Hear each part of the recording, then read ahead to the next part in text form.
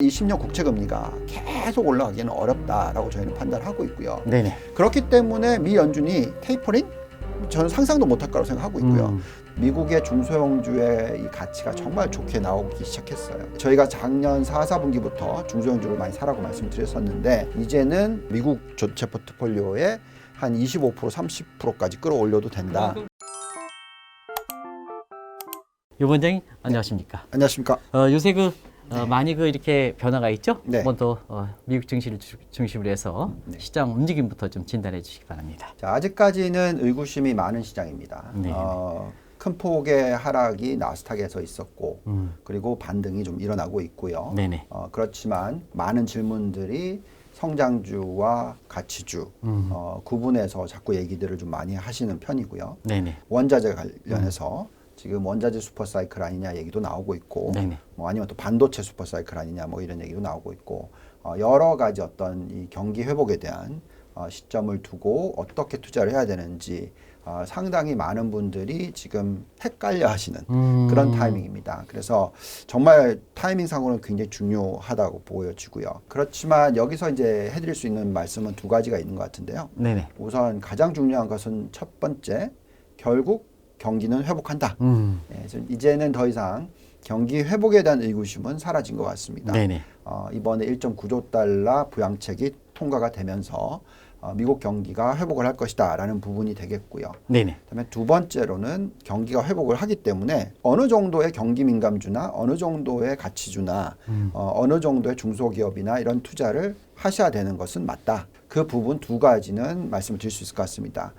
물론 뭐 성장주냐 가치주냐 이 부분에 있어서는 저는 이제 더 이상 구분하지 말라고 여러 번 말씀을 드리고 있습니다만 네네. 어쨌든 지금 현재 타이밍에서 중소형주들 저희가 이제 모델링을 돌려보면 미국의 중소형주의 이 가치가 정말 좋게 나오기 시작했어요. 그래서 물론 저희가 작년 4, 4분기부터 중소형주를 많이 사라고 말씀을 드렸었는데 그때 포트폴리오의 한 10%라고 하면 이제는 전체 포트폴리오 미국 전체 포트폴리오의 한 25%, 30%까지 끌어올려도 된다. 그만큼 경기가 확산된다는 얘기 되겠죠? 그렇죠. 네네. 네, 그래서 지금 중소형주, 특히 중소형 가치주에 대한 투자 포인트가 지금 만들어지고 있는 시기라서 네네. 그런 부분에 초점을 좀 맞추시면 좋지 않나라는 생각이 듭니다.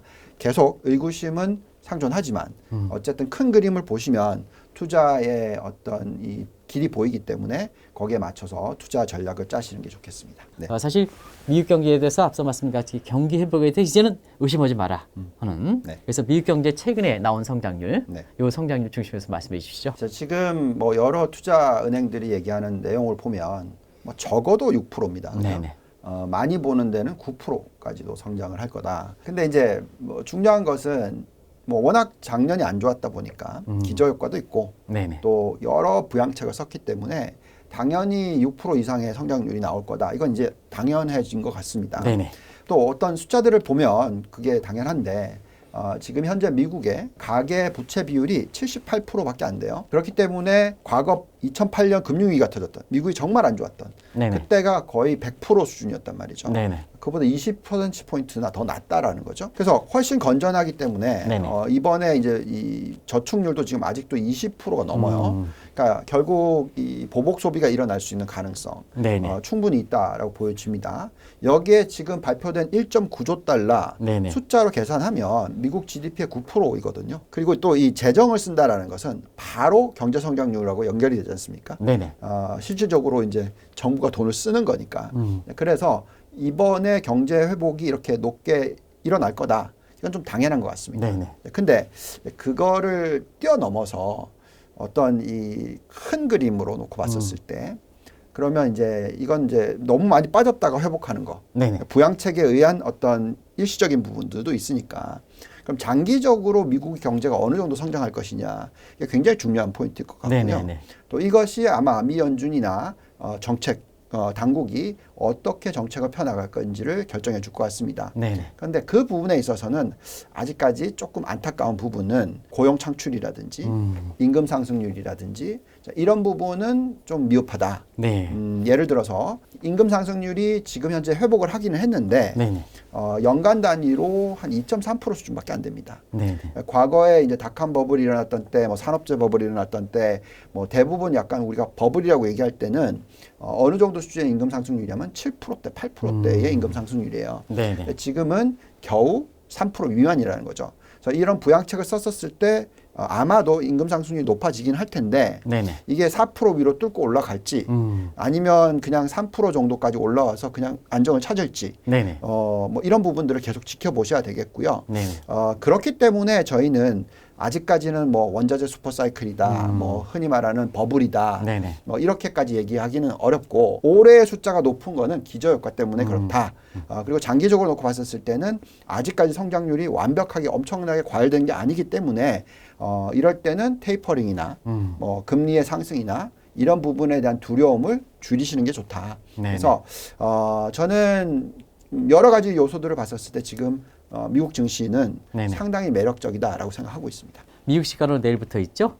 FOMC 3월 회의가 열리지 않습니까? 네. 여기에 어떻게 나오느냐. 이 대목이 이제 궁금하실 것 같아요. 네. 이 대목을 좀 말씀해 주시기 바랍니다. 네, 저는 사실 이 부분에 있어서 그렇게 걱정들을 안 하고 있는데 걱정을 네네. 안 하고 있는데 많은 분들이 걱정을 하십니다. 왜냐하면 네네네. 이게 시장에서 네. 이 10년 국채 금리가 빠르게 올라가니까 자꾸 이제 미 연준에게 얘기하는 것과 시장에 얘기하는 것이 좀 틀리다 보니까 네네. 자꾸 그렇게 되는 것 같아요. 그래서 여기서 이제 우리가 걱정해야 되는 부분은 시장이 맞느냐, 연준이 맞느냐, 이제 누가 맞느냐 네네네. 하는 부분이거든요. 그러니까 네네. 시장은 자꾸 인플레이션이 좀 더 빨리 올 거고, 네네. 인플레이션이 슈퍼 인플레이션, 뭐 하이퍼 인플레이션 이런 얘기까지 나오고, 네네. 또 10년 국채 금리도 빠르게 1.6% 오늘 보니까 1.62%, 1.623%네요. 네. 네네. 그러니까 이렇게 많이 올라가니까 빠르게 금방 2.0, 뭐 2.5 이렇게까지 간다. 뭐 이런 식의 얘기가 나오고 있어요. 근데 네네. 미 연준이 얘기하는 것은 그렇지 않다. 이렇게 보면 실업 청구권자 수가 떨어지고 있기는 하지만 지금 물론 이번에 이제 1.9조 달러가 들어가면 네네. 또 떨어지겠습니다만 그래도 코로나가 터지기 전 하고 지금 그러니까 3배 수준이에요. 아직까지도 네네. 사실 실업자들이 많다라는 얘기죠. 또 장기 실업자들이 많아요. 그렇기 때문에 이 안정적인 임금 상승률이 유지가 될까 하는 부분에 있어서 상당히 걱정들을 많이 하십니다. 그래서 그렇다면 이 10년 국채 금리가 계속 올라가기는 어렵다라고 저희는 판단하고 있고요. 네네. 그렇기 때문에 미 연준이 테이퍼링 저는 상상도 못할 거라고 생각하고 있고요. 특히 옐런 의장, 이 재무장관님이나 파웰 의장의 과거 이 행동을 보면 굉장히 이 노동시장, 고용시장에 대해서 민감하신 분들인데 네. 이 부분이 완전히 확연하게 살아나는 걸 보고 나서 그때부터 테이퍼링을 시작하지 그 전에 미리 찬물을 끼얹을 사람들이 아니다라고 생각하기 때문에 적어도 그런 부분을 감안한다면 이번 FOMC 미팅은 예상했던 대로 계속 양적 완화 실행하고 계속 뭐 더 많이 하진 않지만 사실 더 많이 할 필요 없다고 저는 생각하거든요. 그러니까 이 정도 규모의 양적 완화 계속 이어지면서 유동성은 풍부하고 네네. 또 재정 부양책은 들어가고 그러면서 경기 회복을 좀 자연스럽게 만들어내고 또 고용 시장이 좀 안정이 되도록 유도를 계속할 거다라고 생각하고 있습니다. 또 시장에서는 또 오퍼레이션 트위스트 문제 이런 문제에 대해서 좀 많이 얘기하는 것 같아요. 이 문제에 대해서 좀 전문가 시견을 좀 말씀해 주시기 바랍니다. 네. 사실 오퍼레이팅 트위스트라는 얘기는 네네. 장기 금리를 좀 낮추고 네네. 단기 금리를 좀 올리고 뭐 이런 식의 트위스팅을 한다라는 얘기인데요. 그렇게 할지 정확한 정답은 없습니다만 네네. 이거 하나는 이해가 가는 것 같습니다. 네네. 과거 2008년대에 경험했던 장단기 금리차가 굉장히 빠르게 올라가고 또 이에 따라서 은행권이 엄청난 이익을 벌어들이고 네네. 그래서 그걸 가지고 엄청나게 나쁜 쪽에 대출을 해주고 네네. 서브프라임 쪽으로 네네. 그러니까 그거는 굉장히 경제에 안 좋은 효과를 갖고 왔죠. 네네. 그래서 실질적으로 예대 마진이 많이 늘어나면 좀 과격한 대출을 해주게 돼 있어요. 네네. 그래서 장단기 금리차가 많이 확대되는 것을 그렇게 바라지 않을 거라고 저는 생각을 해요. 그래서 오퍼레이팅 트위스트라고 얘기는 안 하지만 네네. 그런 식의 약간 단기 금리는 조금씩 올려주고 장기 금리는 좀 떨어뜨리는 효과. 장단기 금리차가 낮아질수록 예대 마진은 축소가 되거든요. 네네. 그래서 아마 그런 식으로 해서 실질적으로 좀 자금이 제대로 필요한 쪽에 들어가도록 유도는 할 것 같습니다. 네, 그래서 네. 미 연준이 우리는 이걸 하겠다 이렇게 얘기는 안 하겠지만 그래도 계속 뭐 채권을 매입하니까 네네. 될 수 있으면 장기 채권 매입하고 뭐 단기 채권 매입하는 것보다는 장기 채권 매입하고 뭐 이런 식으로 네네.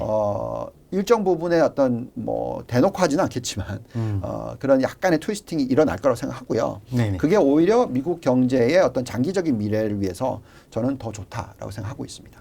사실 유 본부장이 운영하시는 펀드인가요? 그래서 네, 그렇죠. 굉장히 이렇게 선방했다 그랬는데 그 과정에서 여러 가지 좀 그렇게 용어들이 많이 나온다 그래요. 그거 좀 설명해 주시기 바랍니다. 이번에 이제 변동성이 좀 심했었기 때문에 네네. 또 많은 분들께서 저도 유튜브를 하다 보니까 유튜브를 많이 가입해 주셨고 네네. 뭐 고객분들이 좀 많이 늘어나고 있는 것도 사실이고요. 네네. 또 저희가 이제 수익률 자체도 변동성이 있었지만 네네. 기존에 우리가 얘기하고 있는 큰 4차 산업혁명 여기에 따라서 이 성장주의 비중 또 가치주의 어느 정도의 비중 또 특히 이제 중소형주에 대한 네네. 투자 비중 자, 이런 것들을 잘 적절하게 만들었었다라는 부분에 있어서 좋은 평가를 받고 있어서 네네. 장기적으로 제가 항상 얘기하는 게 있습니다. 저랑 같이 30년 네, 투자를 하시죠. 그러니까 뭐 투기가 아닌 단기적인 모멘텀이 아닌 그래서 어떤 그런 투자 문화를 만드는 게 제 어떤 뭐 미흡하지만 제 욕심이라고 해야 될까요? 좀 최선을 다하고 있으니까 네네. 많은 분들이 저한테 이제 별명도 지어주시고 하셔서 그 별명 한두 개 좀 아니 설명해 그건 주시면 제가 또 예, 그렇게까지 얘기하기엔 좀 너무 네네. 그래서 어쨌든 뭐 그런 별명에 네네. 그 맞물리는 그런 최대한 노력을 해서 좋은 수익률을 올릴 수 있도록 또 장기적인 투자를 하시도록 도와드리도록 최선을 다하겠습니다. 30년 동안 지금 운영하시는 네. 이렇게 그 여러 가지 금융 상품이 좋은 실적이 낼 수 있도록 네. 이 업계에서 떠나지 마시고 네. 30년 동안 꼭 좀 하기를 당부해 드리겠습니다. 오늘 방송을 마칠까 합니다. 고맙습니다.